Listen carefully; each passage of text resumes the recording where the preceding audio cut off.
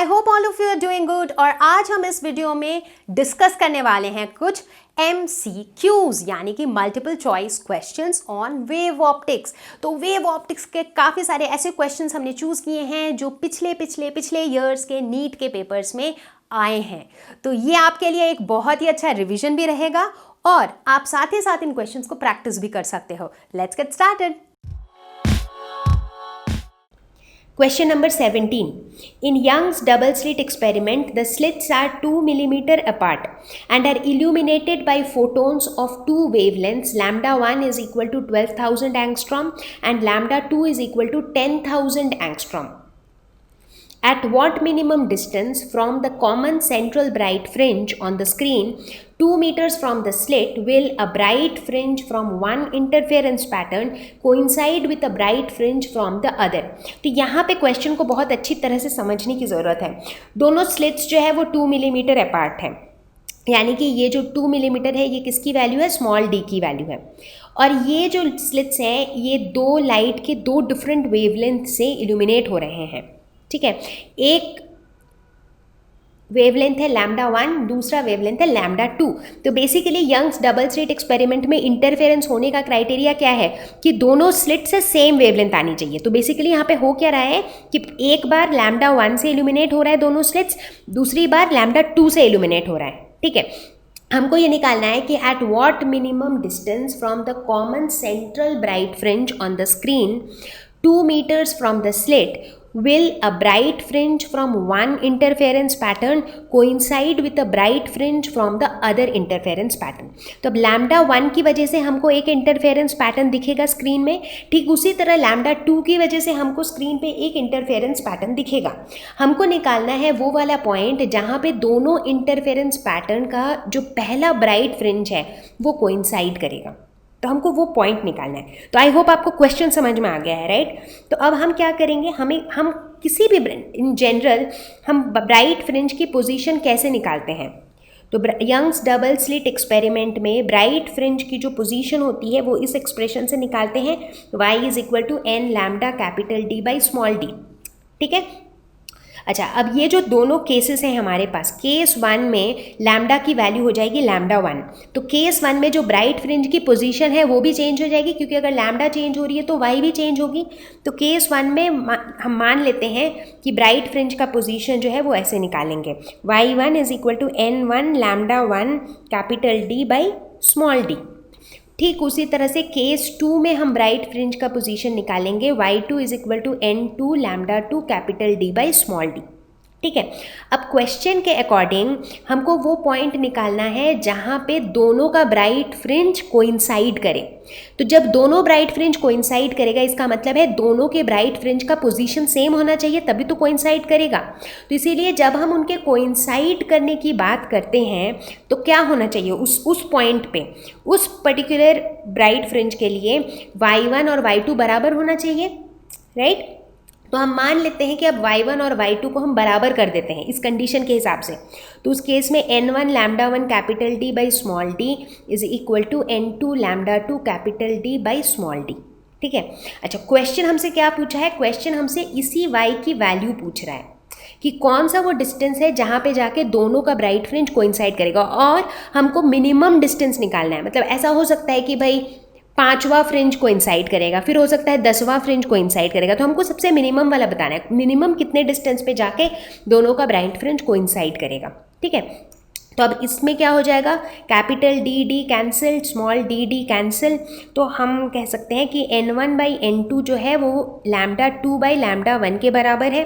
Lambda 2 की value दी हुई है 10,000, लैम्डा 1 की वैल्यू दी हुई है 12,000, तो ये हो जाएगा 5/6। तो इसका मतलब है जब ये दोनों कोइंसाइड करेंगे तो n1 और n2 का जो रेशियो है वो 5:6 होना चाहिए।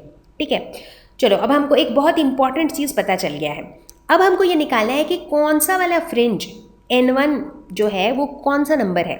तो अब चूंकि हम मिनिमम डिस्टेंस पे फोकस कर रहे हैं तो n1 और n2 भी एकदम मिनिमम वैल्यू लेंगे। तो अगर n1 और n2 का रेशियो 5:6 है तो मिनिमम पॉसिबल वैल्यू क्या हो सकता है? मिनिमम पॉसिबल वैल्यू यही हो सकता है कि n1 की वैल्यू 5 है और n2 की वैल्यू 6 है। इसका मतलब है कि जो लैम्डा 1 वाली लाइट है उसका 5th वाला ब्राइट फ्रिंज और जो लैम्डा 2 वाली लाइट है उसका 6th वाला ब्राइट फ्रिंज दोनों कोइंसाइड करेंगे।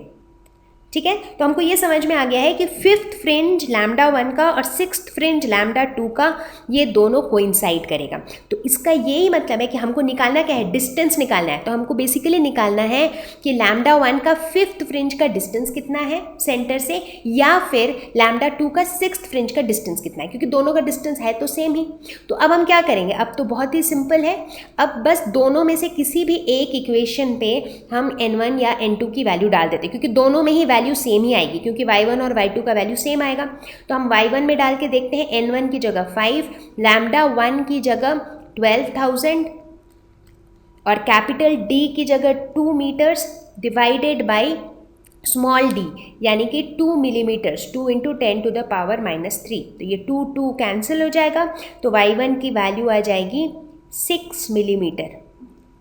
और यही अगर आप सेकेंड वाली इक्वेशन से निकालोगे तो अभी भी y2 की वैल्यू आपकी 6 मिलीमीटर ही आएगी। तो इसका मतलब है कि जो सेंटर है स्क्रीन का वहाँ से 6 मिलीमीटर के डिस्टेंस पे लैम्डा 1 का 5th फ्रिंज और लैम्डा 2 का 6th ब्राइट फ्रिंज दोनों कोइंसाइड करेगा। तो हमारा करेक्ट ऑप्शन ऑब्वियसली बी है। Question number 18, two coherent sources of different intensities send waves which interfere. The ratio of maximum intensity to the minimum intensity is 25. The intensities of the sources are in the ratio.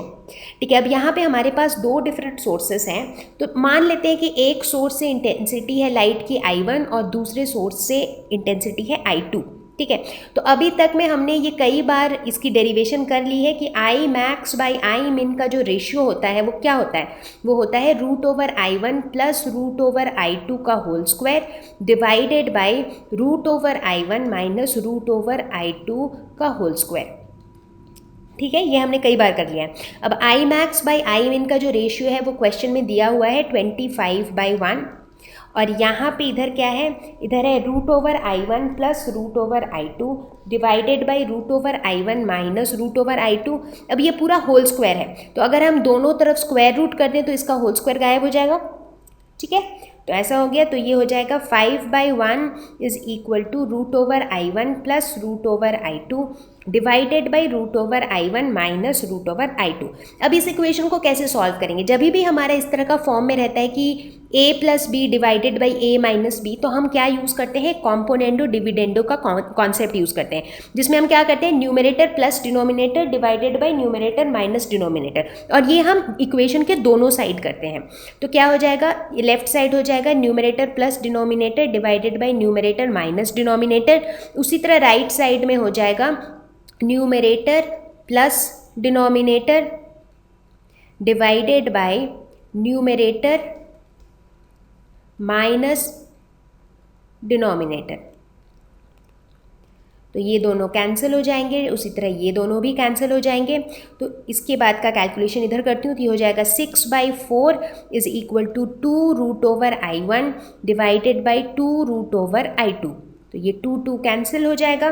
तो यहाँ से हम कह सकते हैं कि √I1 by I2 जो है वो क्या हो जाएगा, 6/4। तो फिर I1 बाई I2 जो है वो क्या हो जाएगा, 6/4 का होल स्क्वायर यानी कि 36/16। तो ये हो जाएगा 2 8 × 16, 2 18 × 36, 2 9 × 18, 2 4 × 8, 2 9 × 18। तो ये रेशियो हो जाएगा 9:4 यानी कि option C. Question number 19. The slits in a Young's double slit experiment have equal width and the source is placed symmetrically with respect to the slits.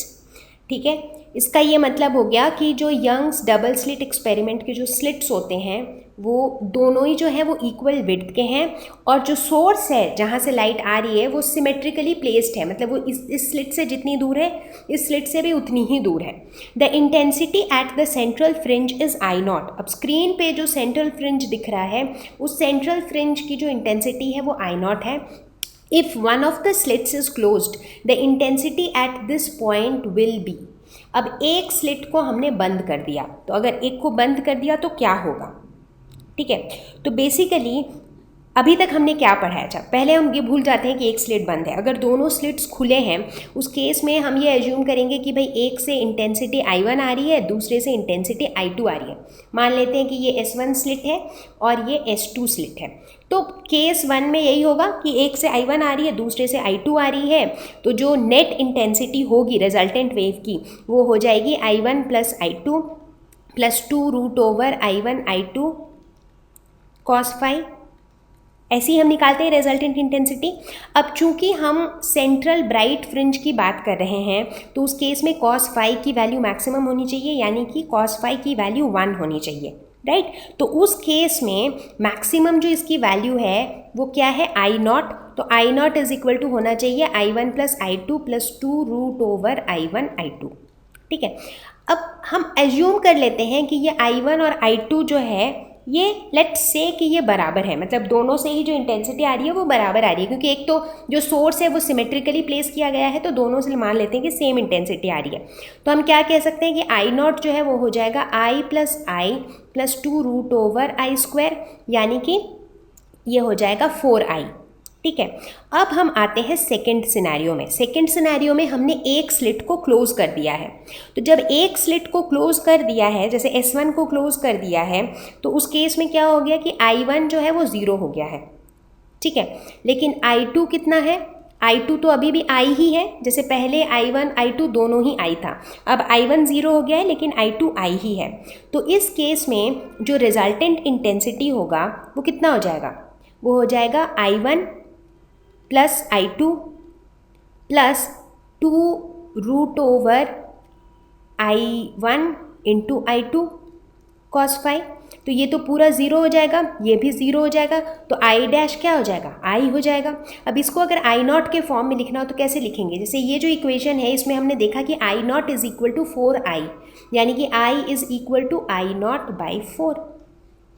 तो इसका मतलब है अगर हम एक स्लिट को क्लोज कर देंगे तो ये जो सेंट्रल बैंड की जो पहले इंटेंसिटी I0 थी वो अब I0 बाई 4 हो जाएगी। मुझे उम्मीद है कि आप सभी को ये वीडियो पसंद आया होगा। तो अगर आपका कोई भी फीडबैक हो तो कमेंट सेक्शन में बताएं। मैं आपको जल्दी ही मिलूंगी एक नए वीडियो के साथ, एक नए टॉपिक के साथ। Bye bye.